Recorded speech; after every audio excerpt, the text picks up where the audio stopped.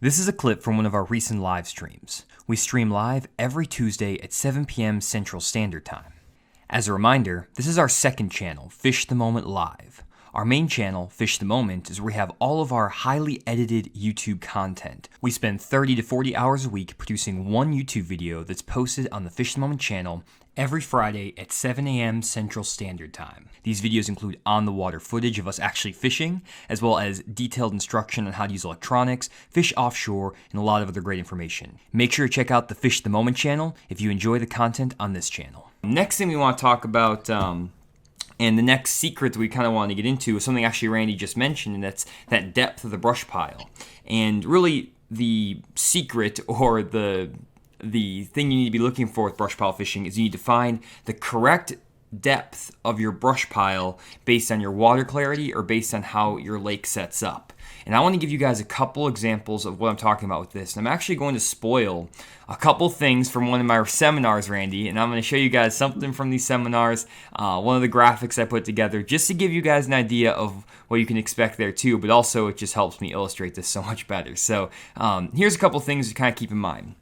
So this is one of the graphics that I use for my seminars, and basically it's how deep to fish based on water clarity for offshore fishing. This is my for my advanced offshore bass fishing seminar.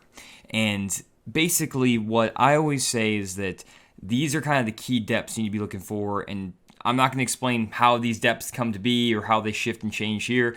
Check out the seminar for all that detailed information. But basically, your water visibility is going to dictate how deep you need to be looking for each brush pile as you're looking for the fish. So if we take a look, let's say 0 to 1 foot of visibility, in general I'm looking for brush piles in less than 8 feet of water. If the water has 2 to 3 feet of visibility, I'm looking in less than 15 feet of water. If the lake is clearer than that, 4 to 5 foot of visibility, less than 25 feet of water, so on and so forth.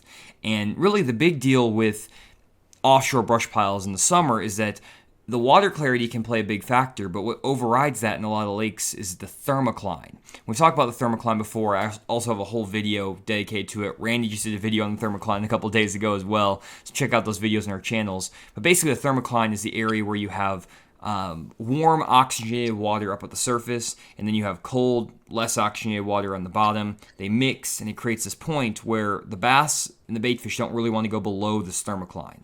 And we have videos explaining how it works, so check out the main Fish the Moment channel. Just type in Fish the Moment thermocline. It'll explain how it all works. But basically what you'll find is that this thermocline sets up, and you can basically look for brush piles at or near the thermocline, or just a little bit shallower than the thermocline, and that's where you need to be looking for your brush piles.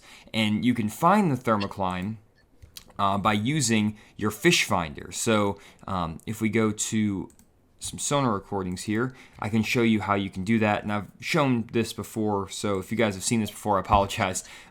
We have to repeat some stuff sometimes, can't come up with new material all the time. But basically, if you scroll over here and you see the screen, you can see if you drive out in the middle of your lake in the summer, to the deepest part you can find, 50, 60, 70, 80 feet, as deep as you can find. Maybe it's only 30 feet, but the deepest part of your lake, and then just crank up the sensitivity on your down imaging, you'll be able to see a really defined line. And that is your thermocline right there. And a lot of times I'm fishing brush piles, first thing I need to do is find that thermocline, boom.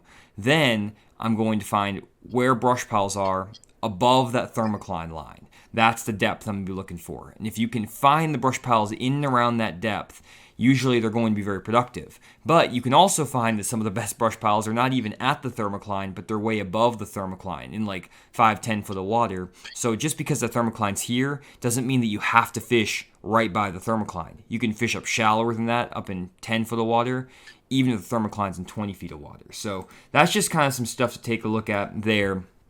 And again, I go into all this in a lot more detail and get into the theory of how deep to fish, why all this stuff happens, all that stuff. And I talk about that in the seminars that I do over on fishthemoment.com. What are your thoughts there on the offshore element with the depth and everything? Well, I think, for me, the brush pile depth is all relative to water clarity. I think that that's absolutely the most important aspect of it. And, and that's relative to the lake that you're fishing. I know, like Lake Lanier, I've spent a lot of days on Lake Lanier. and that place has got some of the deepest brush that I've ever seen. Another element that is involved with deep brush like that, as far as in the summertime of year, it's the diversity of species that you have. If you have a lake that has a big spotted bass population, a big, smallmouth population, it seems like to me in those clear water environments that those bass will use a lot deeper water around that brush than just a straight largemouth lake. And like you said, Johnny, they tend to suspend around it, and they don't really have to suspend right next to it. It's almost like they just relate to it, and they can be quite a distance from it. But I mean, those spotted bass will definitely suspend on that deep brush. Now, as far as for the shallow brush it goes, you know, it's all relative, because you in the summertime of the year you can catch fish out of brush in 1.5 foot of water, or suspended over 60 feet of water. And for my judge on there, here's sort of what my sort of foundation and guideline.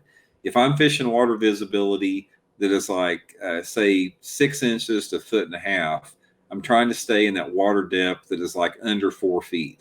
If I'm fishing in that water visibility that's like 1.5 to 3 feet, I'm sort of in that 3 to 4 to 10 foot zone.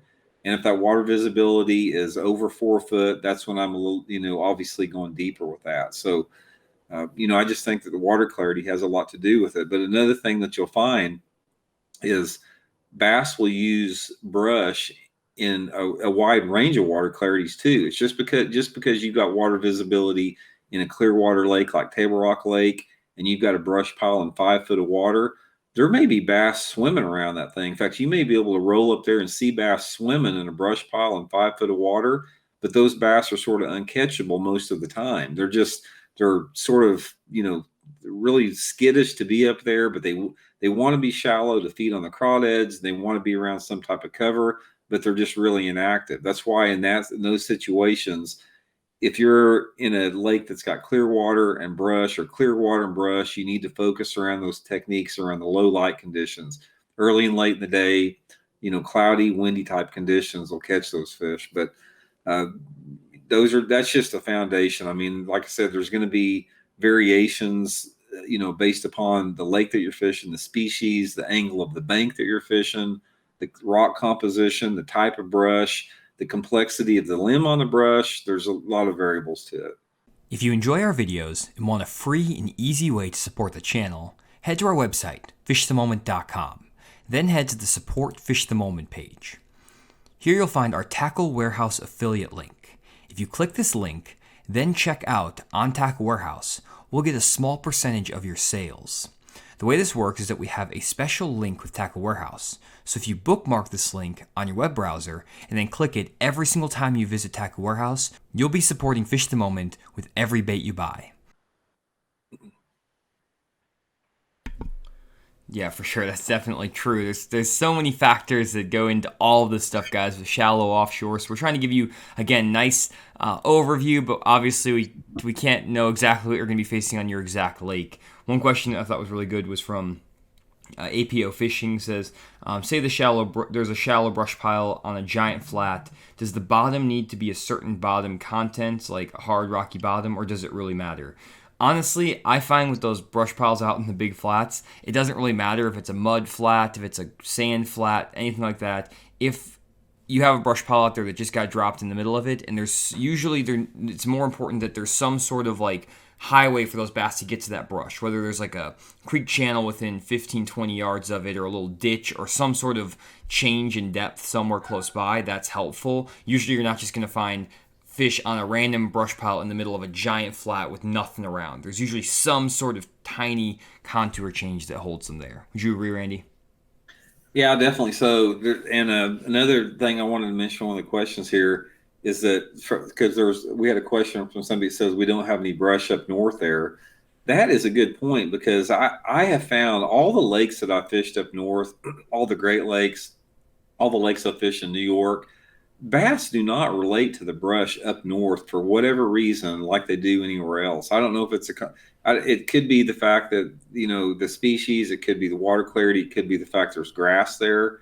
But that's one of sort of the big mysteries in bass fishing, is why those fish don't relate to brush up north. and why they don't relate to it very good in Florida. I mean, Hmm. you can catch bass out of the brush in Florida, but it's like for whatever reason, it's just not that productive. You think it would be, but it's not. So that's just one of those mysteries of bass fishing again. Same with Florida. Same with Texas. They catch bass out of the deep brush piles like at Sam Rayburn, but not to the extent of other lakes that don't have grass in it.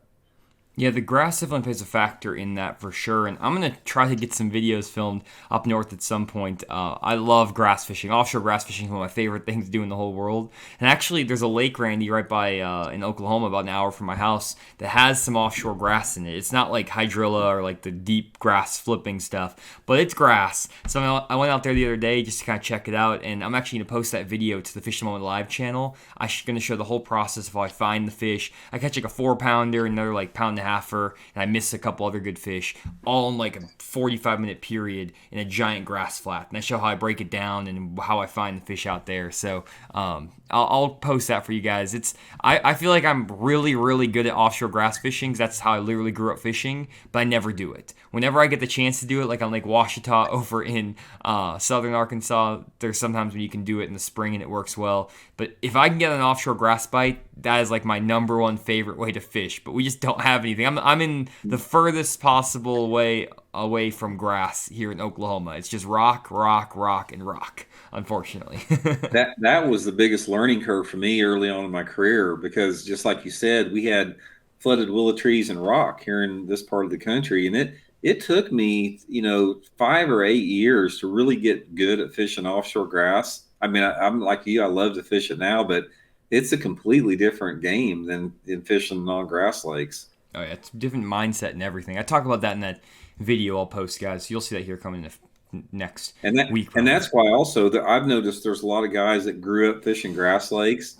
They're very weak on rock lakes. It's like it Mm. goes both ways on there. So Yeah, I know that Seth Feider always talked about that, where he would always dominate when they went up north, even places where they would have rock piles and stuff like that for the smallmouth, but he would struggle when he came south because he's like, I don't know how to fish brush piles, I don't know how to fish shell beds, none of that stuff, ledges. It's all he was always used to fishing grass lines, grass flats, or then like rocky spots out in the middle, but like very different fishing. The forage is completely different. There's so many things that are different. I'm actually going to be doing a complete seminar just on natural lakes for guys who are interested in that because I know a lot of people always ask. I'll do that next month, guys. It'll be natural lakes only. That's going to be the deal.